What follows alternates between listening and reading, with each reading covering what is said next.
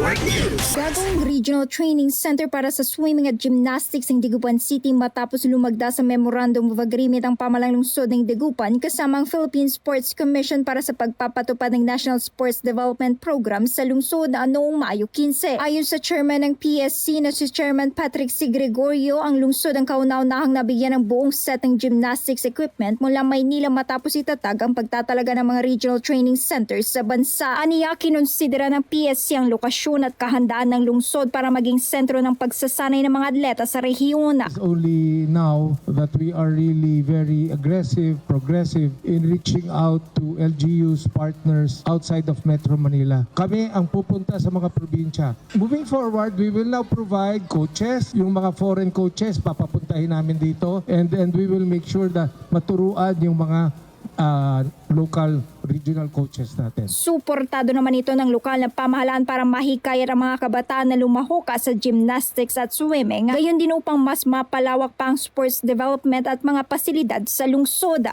Bira po itong nangyari kaya I really appreciate so much yung ginawa ng Philippine Sports Commission for the first time. At ito po ay talagang makakatulong sa ating mga bata sa Dagupan kasi alam niyo naman, priority po parati ang bata. But this time, aside from, sabihin na natin, may skills sila, but providing the equipments for them, that's another story. Samantala, ayon naman kay June na halos 2 taon nang nagtuturo ng gymnastics na malaking tulong umano ang dagdag na kagamitan para mas mapaigting ang ensayo ng mga batang atleta. Sobra pong malaking opportunity po sa mga bata po natin dito na lalo pong mag-improve. Bukod sa swimming at gymnastics, target din umano ng lungsod na pagtunan pa ang iba pang sports gaya ng skateboarding at surfing na unti-unti nang sumisigla sa Dagupan City. Kasama mo mula rito sa IFM News Dagupan, ito si Idol Denise Brillante Tatak, RMN Network News.